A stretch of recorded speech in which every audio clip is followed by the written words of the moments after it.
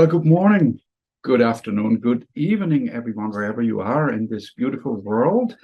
I have traveled to Maine again to visit Larry. It has been a year, and we are spending some fabulous time together. Definitely, yeah. And we have decided to make another video and choose a topic, and I kind of have something in mind. Do you have something in mind? Just you had said you have something in mind, so I just kind of let go of the concept of building it up. Yeah. Said, okay, you got this. Yeah. Well, last year we talked about change, right, on the micro and the macro level. And for some reason, as we were driving through Maine, I had this thought coming up, this song, Man in the Mirror from Michael Jackson. Yeah. And not sure why that came up, but it's a great song. It's an iconic song that Michael Jackson came out with. And I like to use the mirror as a symbol of reflection in different aspects, which we can maybe explore together. Yeah. But for those who don't know the song, I mean, some people know the song. Most of the people know this song, but just a couple of lines that the song addresses. It says, I'm going to make a change for once in my life. It's going to feel real good. Going to make a difference, going to make it right. Later on, the song says, I'm starting with the man in the mirror. I'm asking him to change his ways, and no message could be any clearer. If they want to make the world a better place, take a look at yourself and then make a change. You got to get it right while you got the time, because when you choose your heart, when you close your heart, you can't. Then you close your mind, and it goes on and on. So, we are in times of change, and we are in times where we need to have more introspection. I think we talk about that a lot. Yes. Yeah. So, have you heard this song before? Oh, yeah, definitely. Yeah, I've heard a lot of Michael Jackson stuff, and that is, like you said, I mean, it's iconic. It's amazing. And again, we've talked about him as an artist goes. And for all of you that are checking in, please like, share, and subscribe on this. You can find it on gracehealing.video or gracehealing.org. But we're looking forward to expand the message to help people understand, especially now, because we were talking about this earlier with all the AI stuff coming out and all the artificial intelligence and the instruction that's coming out and the guidelines that people are being directed towards. You need to heighten your ability to look toward God first, even when you're looking in the mirror. Because if you're going to evaluate yourself, there's still an important characteristic that you need to look within God first before I measure or weigh myself. Because many times, and you've heard it through psychological channels, psychiatry channels, or relational channels, where people say that, oh, you're defined by your past. Not if you're seeking God first. Because that person in the mirror doesn't have to be the person that's there. It can be the person that God is within you. So if you go to God first, you would emerge as God intends you to be, not the sufferings and experiences of your past. And that's what I think a lot of people get lost on, is they think that because of this thing, I am this.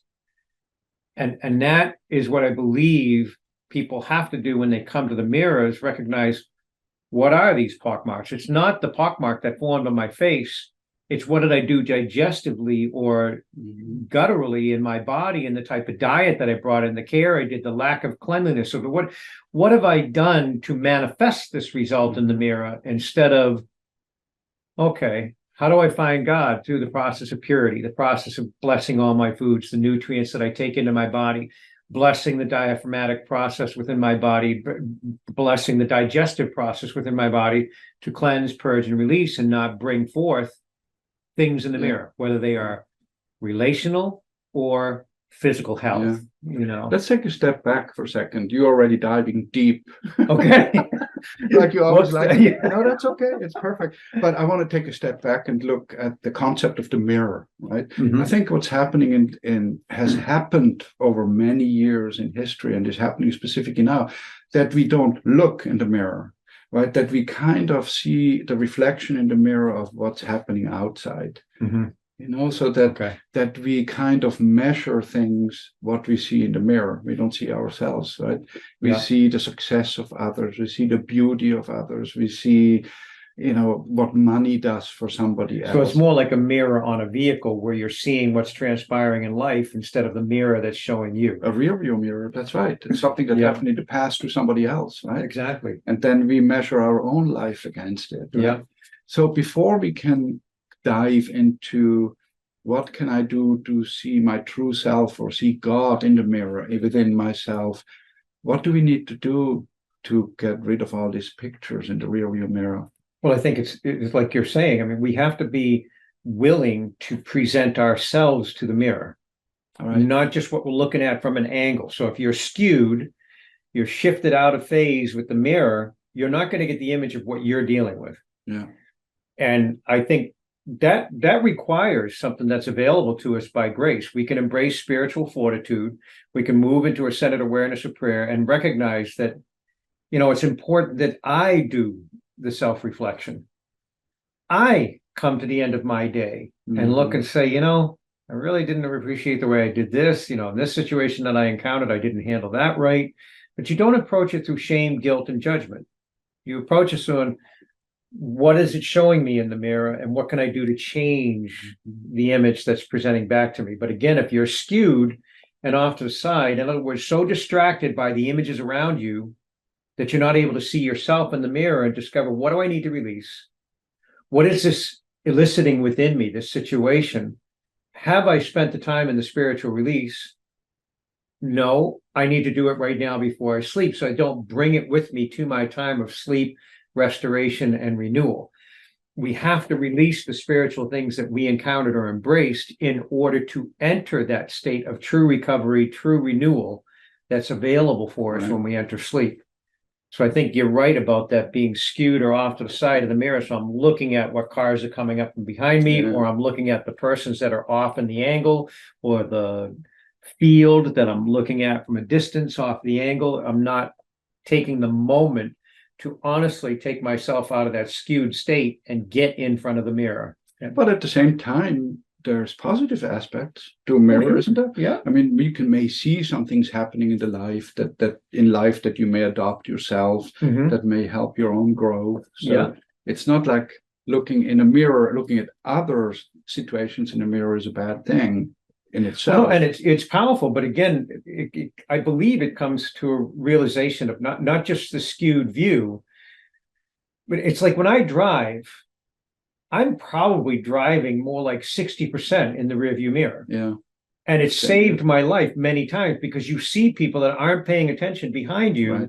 So yeah, I see things coming up from the past or from behind me that I need to be attentive and aware of. So there's a balanced observation. But I believe, I think what you were heading towards is there is a time for now, there's a lot of beautiful things in the world, but I need to center long enough to get out of the skewed state, to take off the rose color glasses, and I need to honestly, genuinely open myself before God and step right in front of the mirror and say, what is it showing me? Yeah. What is the nature of my being showing me as I look in the mirror? Or when I dealt with people today, we talked about this earlier, when I dealt with people today, did I see them threatened by the nature of my being and the successes I've realized? Have I somehow become a mirror to them and lost sensitivity or compassion for the nature of what they're going through so much that my situation overpowered them in a way that they couldn't even share their experience or their need, because my successes or the nature of my life so overpowered them that they couldn't even find a window of opportunity to speak into it. So I believe what you headed towards in this is really important, because that mirror can be a powerful tool of protection, a powerful tool of revelation, and destruction. Exactly. I remember as a kid what we used to do, my brother and I, we used to take a mirror in the sun, and then we would reflect the sun on a piece of paper, and it would start to burn. Yes. Right. So I think mirrors are extremely powerful. So if you let certain things in your life influence you too much, to your disadvantage, it can be bad. It can Agreed. Yeah. But and now where I started out with your first comment, that, and I know that it plays into a lot of things that we're seeing in society right now, is we need to be real with ourselves that right now, more than ever, yes, there's been societal differences and challenges to face throughout life and throughout the course of humanity. But it's more important than ever that we be centered upon God first, even before we approach the mirror. Mm. And I think what happens is through the self-development process and the self-growth process and the self-healing process, that people are losing sight that it is God first within that experience. Then you will recognize that there is not something broken, and that there is God within you and can reveal the nature of what you really are without the past experiences to cloud you, diminish you, or just, cause harm. So you could actually go to God first, then be guided to stand before the mirror, and in a place of clarity, strength, and fortitude, okay, what is the mirror showing me from this place of godly image, showing me that the problems within my physical form or my spiritual nature, if you're doing both? What is my body revealing to me as I look in the mirror? So if, what you're saying, I think, is that we get sometimes blinded by what we see in the mirror. Mm-hmm. Not just myself looking at it. I don't see my real self, but also other things that I may see in the mirror. We get blinded. And I think in this society nowadays, we are more blinded than anything else. Right. And also we think that what we're going to for knowledge holds the answer. And I would be bold to say that 9 times out of 10, the things that we go to research knowledge don't hold the answer. Mm. It's just another detractor or distraction. To explain that.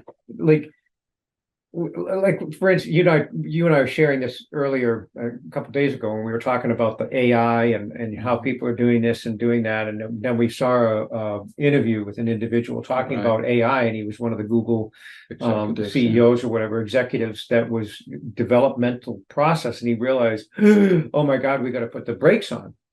So in that, I think what happens is people are drawing to avenues to search knowledge that they honestly haven't discerned first to see, is this the avenue I'm supposed to be drawing knowledge from? Mm-hmm. And then they start drawing knowledge from this avenue of input that isn't pure, that isn't clear, that may have been redacted, altered, changed, or reduced. But it may be pure. It may be pure, but again, if you went to divinity first and drew into the avenue, you'd see purity, purity, purity, and then all of a sudden corruption. You'd see where it starts to deviate away from truth. Mm. And we've talked about this in the past, where it doesn't come in this 180-degree swing of being out of sync. Mm-hmm. It comes by 1 degree, by 1 degree, by 1 degree, until a person is so far off center, they think themselves off center way over here. Mm-hmm. And as I mentioned, you can't look from the place of darkness back into the light because the light's too bright now, because you're so immersed 1 degree increments at a time out to this place where you're now like 78 degrees off, or, like 60 degrees off or something from center, but you're thinking yourself righteous because you didn't discern the avenue that you were gaining the instruction that moved you 1 degree by 1 degree by 1 degree by 1 degree by 1 degree. So if we're going to go again, like you're saying, the mirror, your own image within the mirror could be that 1 degree off, because you may develop a wrongful perception of yourself by looking into the physical construct of the mirror or the spiritual construct of the mirror, because you're using your veils in order to observe it. Mm-hmm. That may not be a clear avenue. But centering oneself, embracing the presence of divinity, moving into God's realization of God's breath, presence, and being resides within me. Okay, the avenue of choice is first God. Secondly, now I look in the physical mirror and I can see that, I'm showing instability in the skin, or I'm showing instability in my emotional responses, or I'm showing instability in my digestive tract or something. So it can go from a physical revelation to a emotional or spiritual revelation if we do it divinity first. Mm-hmm. Otherwise, we get caught by the distraction. Oh, my eyebrows aren't right, or my eyelashes. We become so focused on the physical image of what's in the mirror that we lose sight of the fact that there is spiritual implication behind it. Mm-hmm. So again, between avenues of choice, also, once we get in the avenue, are we using divinity to discern the information that's being presented to us? It's not about just finding the right avenue. It's about maintaining that focus of God first, even when AI is presenting me an answer, or a doctor is presenting me an answer, or a professor is presenting me an answer. Am I weighing their influence or their offerings before God first, so that I can hear God within their words, God within their words, and all of a sudden I hear egoic overtaking, and then I hear spiritual influence, and then it returns and becomes divine once again. If I'm discerning in that, I would know to eliminate everything that was in this gap and embrace the parts that were God, God, God, God, God. Yeah. And interesting. A word that comes to mind is intelligence, in this context. like the artificial? Intelligence as a whole, and we can talk about artificial intelligence as well, but are we intelligent? What does intelligence mean? I have a sense intelligence means humans are intelligent because they have a capacity to be creative, create something new out of different things that don't belong together. That's creativity. Creativity is also to be able to deduct certain solutions, et cetera, et cetera. But it almost sounds like, okay, have we reached, is intelligence a scientific thing? Because we're talking about spiritual contemplation, right? When we approach someone, a situation, we can look at it from an intelligent, logical point of view and say, okay, I've seen this in the past. I don't want this to happen in the future. Therefore, this is the action I'm going to take. Or I can take the other approach that you says, let's look at God first. Right. And then, so can we talk a little bit about this? Well, let's even look at it from a science standpoint. Like, look at the scientists now. Amazing minds of intelligence have discovered certain hints throughout time that have pointed us in certain directions. And now that they got the JWST, the telescope up there in space, they're finding out, wow, we have missed so much of it. And things that they thought that were written in stone, unalterable, unchangeable, and are totally laws of the universe, they're finding like, well, no, they're not. So again, I believe intelligence is just a measuring stick of perceived notion, perceived awareness. And again, if you go to Divinity first, and I've shared this with you before, like one of my Kung Fu teachers, and then also myself, I've discovered myself in places with people that are like a physicist or a writer of some sort or a mathematician. And all of a sudden I find that I'm speaking their language. Or my Kung Fu teacher would just find that he'd be speaking with physicists like he knew their language. But it was the connection unto the perfect intellect of God, not the intelligence of man, that gave him the ability to speak in those conversational realms. Consciousness? Yes. You could call it God consciousness? Yep. Connecting to the God consciousness. Which is beyond the logical. Yep. And all encompassing of wisdom in knowledge, not just intellect in knowledge. So to my understanding, I would say that wisdom of knowledge would be those things that would allow for the intellect or the intelligence given to me to be applied in a way that they reflect the divine in my actions. Because we see many things of science that are coming from this place of creativity, of energetic awareness, strength, and the opportunity to extend power to other people. And all of a sudden it gets moved out of the divine realm and into becoming a weapon of war, destruction, separation, division, and greed. And so here it started as this creative expression of divine knowledge, awareness, and understanding, like Tesla. We see that throughout history. And he was crucified and destroyed by the greed of men, meaning spiritual greed coming through the hearts of men. It did everything they could to destroy him, malign him, put him down, and tell people not to even look at him and hide what he was bringing forth, because they couldn't figure out a way to contain and control what he was bringing forth. Exactly. So it takes it from that intelligence that was connectedness, meaning Tesla, being connected unto the divine mind, God's mind, and sharing with us things that were expansive, growth, acceleration, raising up, elevating all people to one individual controlling it. Mm-hmm. And how is he going to use it for his personal gain? Mm-hmm.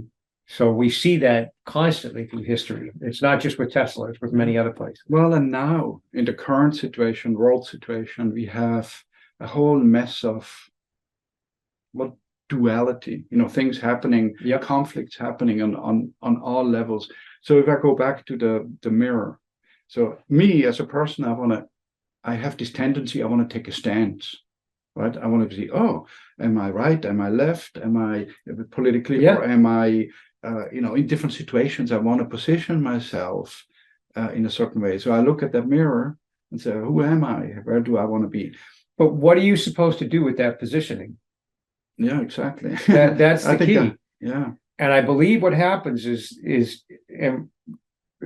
Well, you want to survive. People want to survive, but they want to use the knowledge in a way that they're going to bring impact on people for change. Mm-hmm. And that's wonderful and great. But you do not do it in a way that is forceful to demand of others to be a certain way. You use it as an observational platform that you're given Mm-hmm. to observe the nature of what's being shown to me, what's my role here. And many times it's just intercessory observation, meaning you're going to observe what's going on, prayerfully be connected to God, not the situation as it unfolds.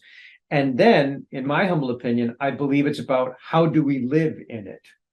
What am I exempling to others by the nature of my being living this way? So not you have to be this way, or you must do that, or you must follow this way. You must follow the way because it's the only way to do it. That's where I believe we lose sight of where the intellect could guide people into a place of intellect controlling people. But there's a risk. In what? There's a risk of not taking a position. I just use these words because as humans, we need that social belonging, that, belonging to a group, to live well. And if I isolate myself and don't form an opinion, don't express my thoughts, then I'm isolated. So, but it also depends on where is your calling. Mm-hmm. Your calling might be one to be the crier, the voice of the village. You may be one that is supposed to speak out as the town crier. One that says nothing. Yeah. You may be the one that's held to a silence in reverence of how it can shift to a higher state. But again, it comes through God first. You need to seek the divinity to understand what is my role here. Not what can I bring to the world, but what does God desire to express through me? And you may have that leading, in a sense, to show a corporate example or to show an individual example. But again, if people aren't discerning, they're going to do and express things that might not be the message that's ready to be received. And that's the risk. Exactly. But if you're doing it in a divine way, there is less risk in the fact that you would find yourself positioned in such a way that you would be bringing forth what's to transpire at that moment. And you will be at peace. I would be at exactly. peace. It's not about the others. Right. And then what are you displaying? You're displaying the attributes of divinity, because even when there's chaos all around you, you are this pinnacle of peace. You're evidencing the divine light. You're moving in such a way that brings clarity. You're not befuddled, confused, or isolated because you're blessed in a holy solitude. That even though you see all the insanity unfolding in the world, and we've shared this before, there's a big difference, vast chasm of distance between the spirit of isolation and blessed solitude. Mm-hmm. That's right. Because blessed solitude is the holy connection unto God within, which makes me connected to all things of creation. My brother, my sister, every person within humanity, but I'm connected first unto God within me and God within them. Then I can see the nature of this one desires counsel and support. This one desires observational prayer and awareness of what they're going through, and just allow for the nature of their journey until they reach in need. And so you would gain a discerning awareness of what blessed solitude, meaning connection unto all things of creation, would bring if you would become divine first, human second. Now we go back to the mirror.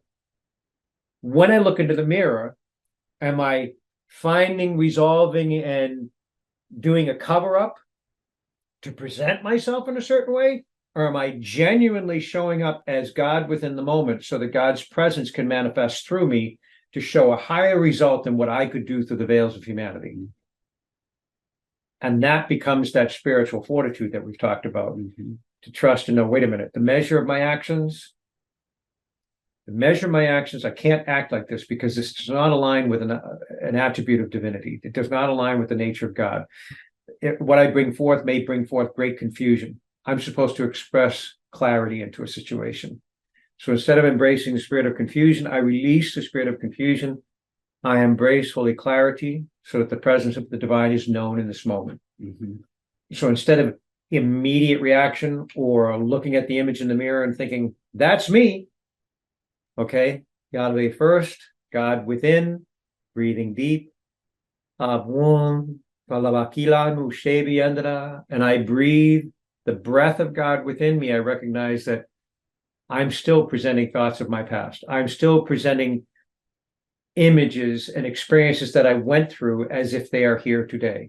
The trauma that I experienced, the near-death experiences that I went through, I'm bringing them forward, and that's what I'm presenting, not God. So it's about that inner work first that you do, and that releasing and giving it over to God, whatever it is, positive or negative. Giving it over, and that will return to humanity. In blessings, right? Agreed. Now let's talk about. So I did my inner work, right? So I'm now like you, right? I'm at peace. I go my way through the day, God first. How do I now, you talk about this speaking life into things. I think that's what you said. Right. We talked earlier. So I'm encountering situations where I have a conflict to deal with.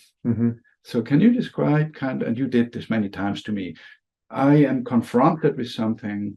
How do I speak life into it? You started right at the beginning there.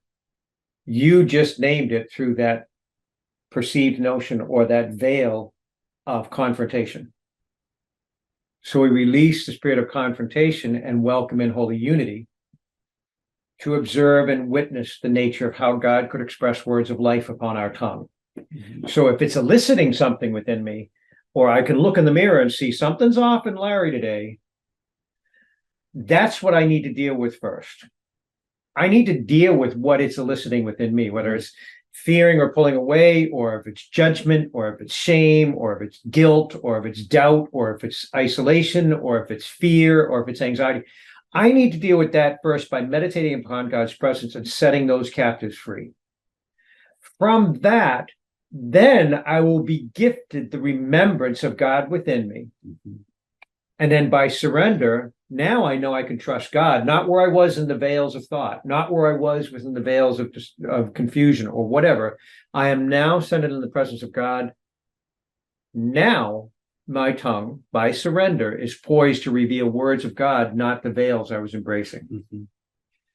And in that, then you will find words that as somebody comes at you in aggression over the phone or whatever they're doing, it's like, oh, geez, I can see them in fear.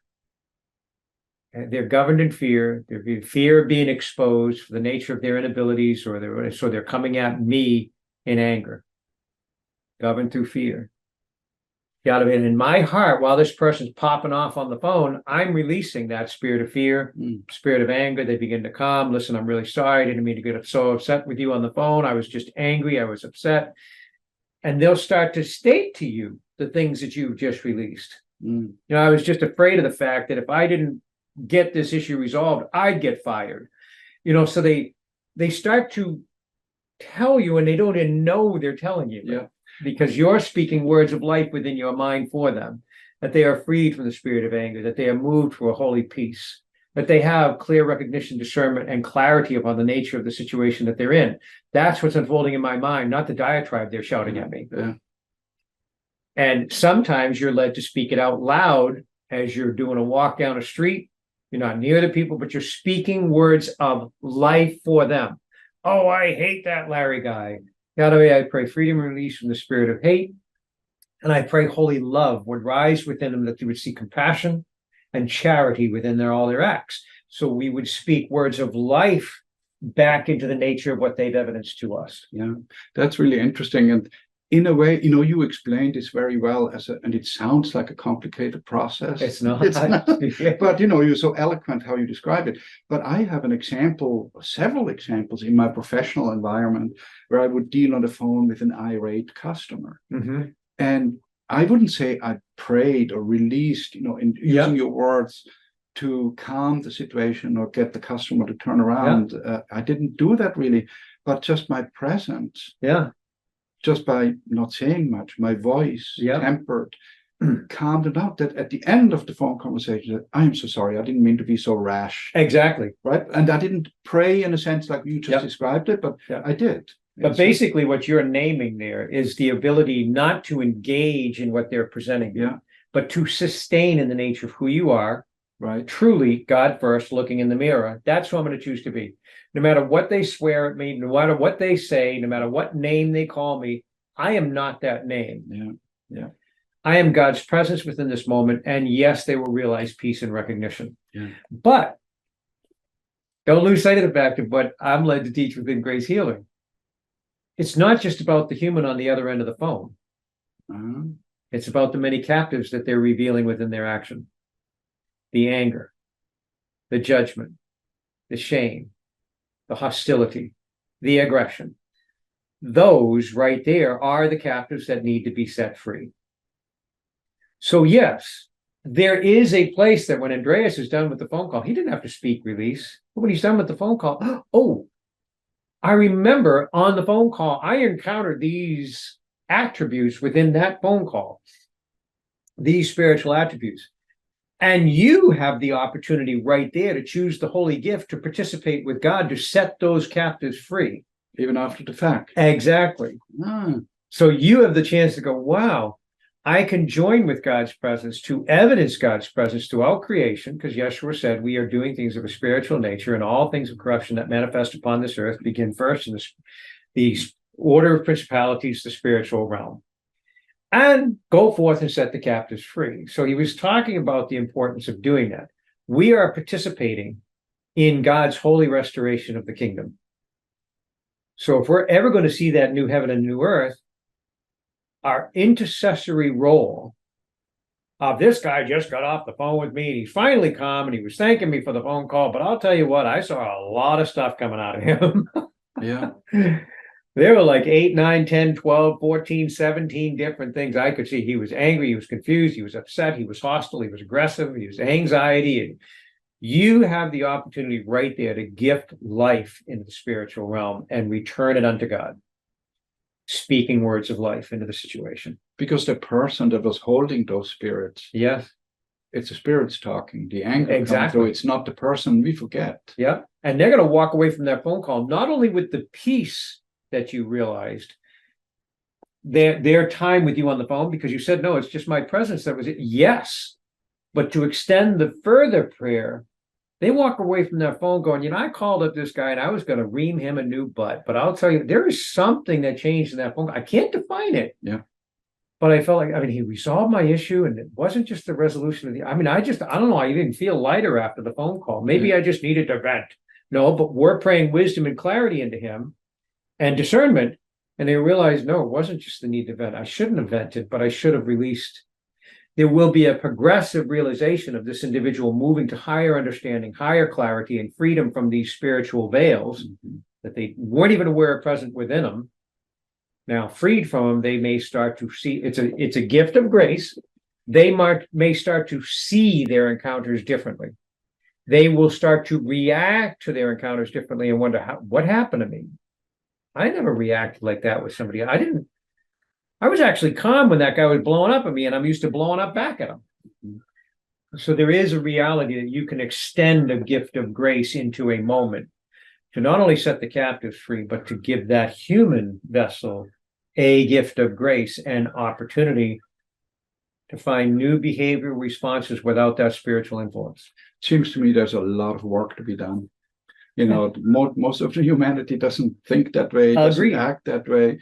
And I'm always struggling with the thought, let's say I'm a team leader of a team and I have situations to deal with different individuals that just are disruptive and they don't fall into that corporate guideline that I need to reach this success, I need to reach these goals, and then I should pray about it. It does that. It sounds strange.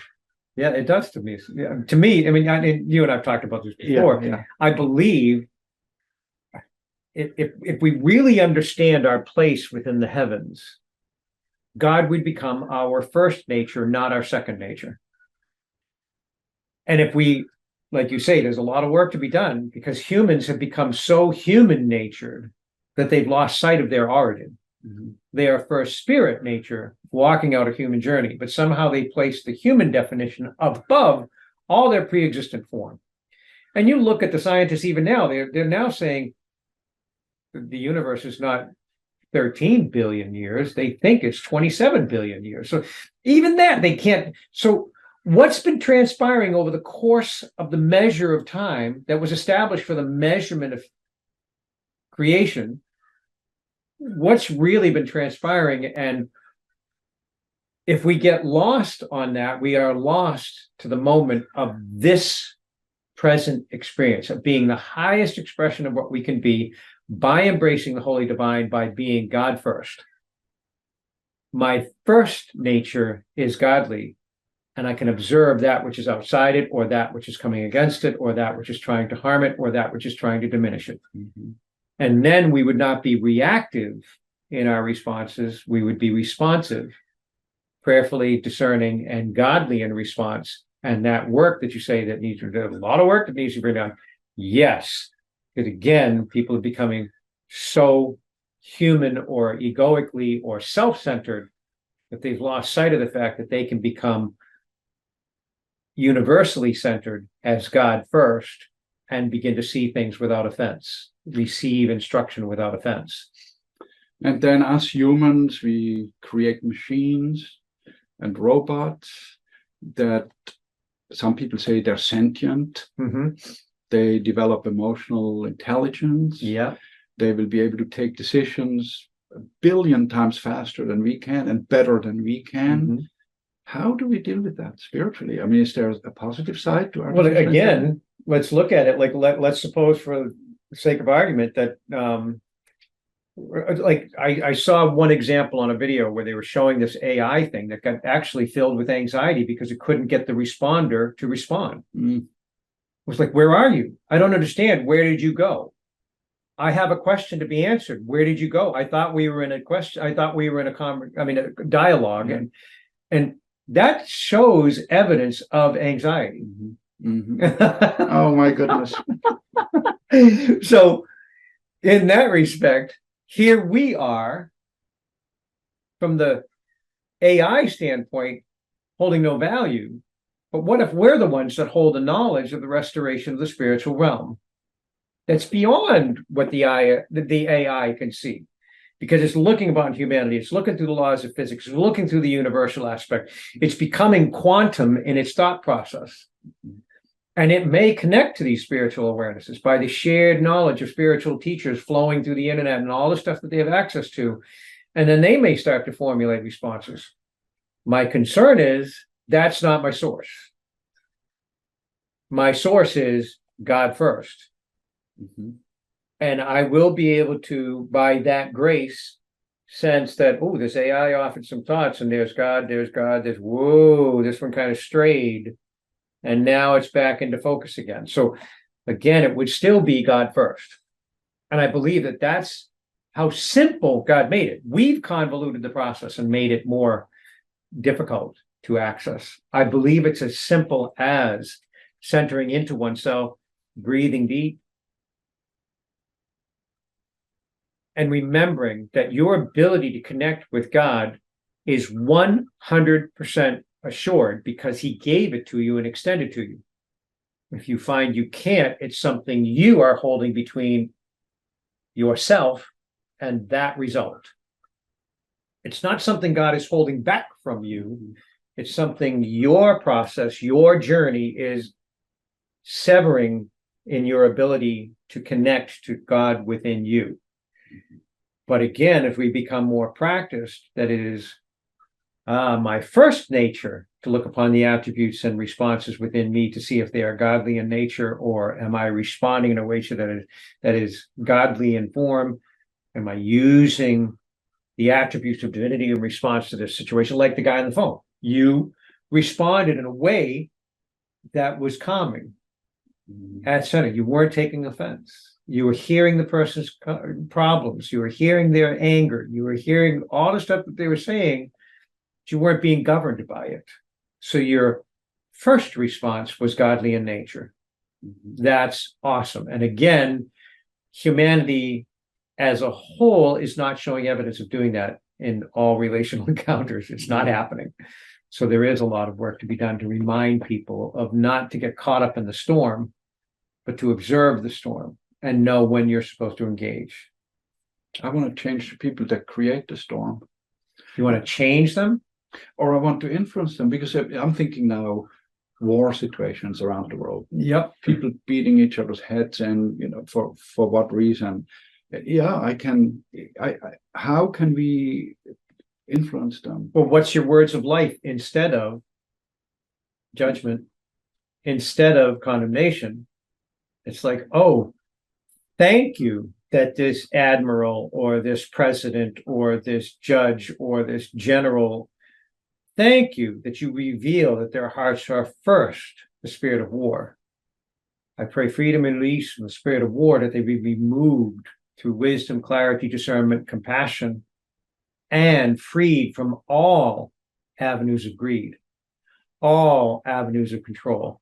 Yeah. That they would move to a place of compassion and observation, that they would move to a place of holy protection through dominion instead of dominance. And they would hold safe ground for people, like we were talking about the other day. There's a big difference between earthly dominion and earthly dominance. Right. Because the dominion is like a blessed and loving king providing a safe ground for his village to prosper and his kingdom to prosper. Not a place to control, govern, beat, and harm people, but to hold dominion over them in a form of protection, developmental growth, elevation of one another. Now, dominance would be to dominate these people, to control them, to diminish it. And if we look back through history, what we see is some of these kings that had that, and their kingdoms crumbled. They lost the resources and finances to war, and they got to the point where they were living off their factor, borrowing from other countries, because now all of a sudden their kingdom was no longer producing, because they changed from loving dominion to controlling dominance. So again, if we see a general or a president or a dictator that moves into this realm of control, aggression, hostility, war, then we need to separate, okay, I see what they're showing me. And also the other facet to that is they're showing me what's going on within the body they serve, because they're the head of a body of people they serve. So we offer thanksgiving for what's evidenced within the hearts of this individual, but also through the body of people they serve. They would each be moved to a place that opposes that sense. If it's war, peace. If it's hatred, love. And we pray for them to be stirred and moved in this way. If it's, again, dominance, we pray holy dominion, and help people shift back into a place that is, again, God first nature. Yeah. And we don't see that a lot in humanity. Yeah, that's really powerful. I want to tell our audience too that this is probably one of the things that are closest to my heart that I've learned, over the years, talking with Larry and being involved with Grace Healing, is that approach, that different prayer approach. Mm-hmm. I know that a lot of people go to church and they have learned a certain prayer regimen, where what's the word called? You please God. what is it? where it becomes rote. Yeah, They're exactly. repetitive in their care Right. process, but there's no attachment to it. Right, exactly. So it becomes like a routine, and it's about please God help me. And that's a word Yeah, for that. yeah, which I forget. supplication. Supplication, Yeah. exactly. That's the word I was looking for. Instead of thanksgiving that God's Yeah. already established all that you need. So the idea of taking a situation, relationship that you have with someone, or a situation that you encounter, and it doesn't feel good, it feels wrong, and being able to be thankful for that being released is very powerful. Yes, to me. it is. That's like it was foreign to me, that thought, but I do that quite often now, that when I encounter something, that I stop myself and look at it from a gratitude point of view. And approach it that way. That's very agreed. Well, I mean, I know that that would also protect people from falling into a state of offense. Yeah. Because again, if somebody comes at me in anger and I'm in gratitude that they're showing me anger, I can be, instead of fearful or withdrawing or going into more spiritual ground that is within me, I can offer thanksgiving, like your phone call that's showing a person in anger or whatever. I'm grateful for this. I would be better positioned to become godly in my response. Now, I'm not going to be offended. I'm not going to be hostile in my return. I'm going to be able to be positioned in a quiet resolve to observe and say, okay, what could they use to help them out of this anger response? And in your case, like when you're dealing with a client, you're with them, but gently guiding them to a resolution. It's the same thing on the spiritual realm. When we see people doing these things, there is a reality that we can become holy intercessors, and we can help guide a person, not where they are approaching us in that lesser state, but by not taking offense, we're better positioned to guide them to a blessed resolution and a more strengthened and fortified state of their being. So now they're going to impact somebody else. Instead of in anger or hostility, they're going to impact somebody else in blessing. Like, wow, I don't know what changed after that phone call, but I feel great. And now that will extend more glory, if you want to call it that way. So this is a much more comprehensive approach of dealing with life situations than what we heard with Michael Jackson. Nothing against his song, but he was a voice to shake up people to start thinking, look at yourself before you start a war, or before you don't deal with the starvation that's going on in life, etc. What did he say? Like, let the change begin within you or me? He said, and I had actually one other highlight here where he said, you want to make the world a better place, take a look at yourself and then make a change. Right. Exactly. I think there's a lot more in that statement, though, because to take a look at oneself and then make the change, you have to be careful to release the veils you've imposed within yourself, not to bring your veils to the change you're bringing. So it can't be just go make the change in the world. You have to make the change within yourself first. It's not just recognize that there's something that needs to change in the world and go change it. All right. Do we have an example? Like I mentioned, when you take offense to something, you're already positioning yourself within offense. So you're going to bring that veil of offense to the resolution. Right. And that person's going to walk away with a resolution feeling offended. So I must release that spirit of offense within me first before I bring the full measure of resolution to humanity. If I see humanity, I'm outraged, and I bring outrage to it, I'm going to propagate outrage. I'm going to extend outrage into many more people. However, if I release that outraged nature that first stirred me, and I move into a peaceful and contemplative awareness, I'm not going to extend outrage. I'm going to bring resolution so they move away from outrage. Like Mother Teresa said, I will never march against a war, but will march for peace. Yes, exactly. The same exact thing. And I know that there's many religious practices that have tried to tear down what we teach in Grace Healing because they're missing the point that they're funding war by even naming somebody enemy. I'm going to pray for my enemy. I don't have an enemy. I've had people that have tried to take my life. I don't see them as enemy. I see them as brother or sister, and I see somebody who names themselves enemy, but I don't accept them as enemy. Mhm. I look upon them in the love, and I take the physical distance that needs to be, not putting myself in harm or harm's way of the nature of what they're trying to express towards me, fine and dandy. But I will not accept their words of being my enemy. Mhm. I will recognize that they're trying to position themselves as my enemy, and now I will begin to release what it stirs in me, whether it's fear, anxiety, outrage, hatred, whatever. I will release those things within me, and I will speak words of life, that they would be free from the desire to war, disunity, separation, division. I would pray words of life into them, that they are blessed in holy unity, clarity for one another, and increased humility. Yeah, very selfless. Yeah, it is the way I believe that we could see our leaders change, because if the body of people that are in this nation or in the world started to speak words of life for their leaders would begin to function as words of life. Mhm.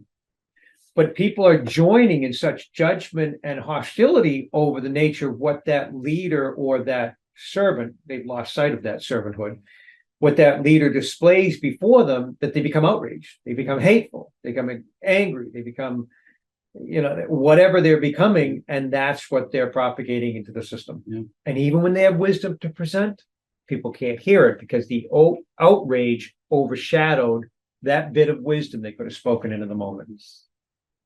Very good. Yeah. Excellent. I want to come back up. I think we're going to conclude here in a minute. I just want to try to summarize. Yeah. I like doing that, but it's not easy. So if I go back to the idea of the mirror that we talked about, the mirror being the reflection of the world, of our situation around us, the mirror being an opportunity for us to look inward and really recognize and shed and reveal and let go of those things like anxiety, judgment, etc. And then embrace discernment instead.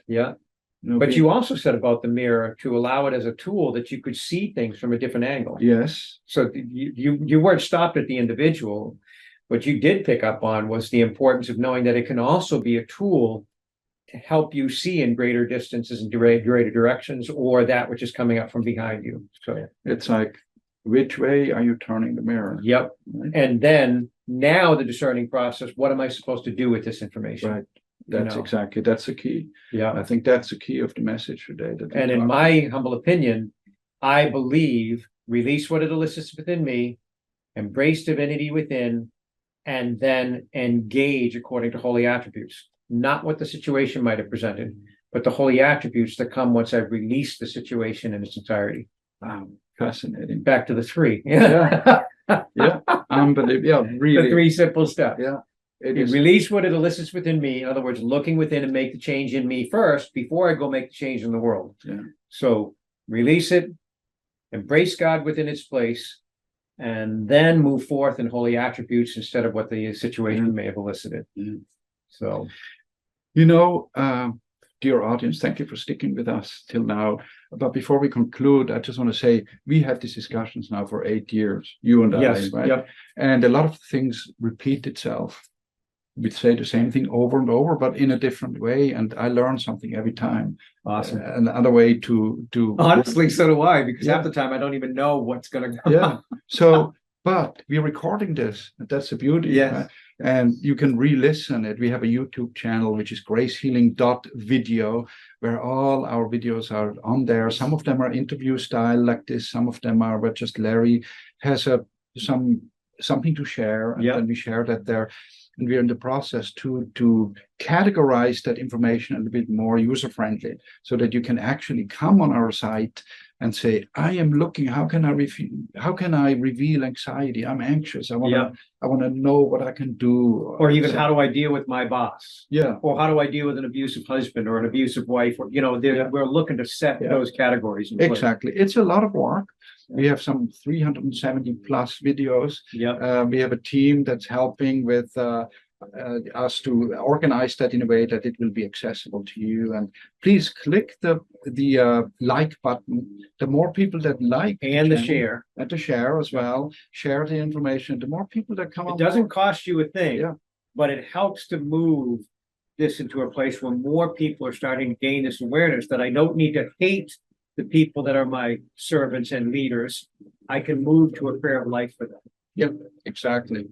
Good. Well, Larry, Good time. yeah, I think it's good time. And the mowers coming in the Yeah. background, so we can. All right, Larry, good to be with you again. It Thank was you, a everybody, blessing to be for with you, listening. Paul, and we look forward to connecting again. All right, take care.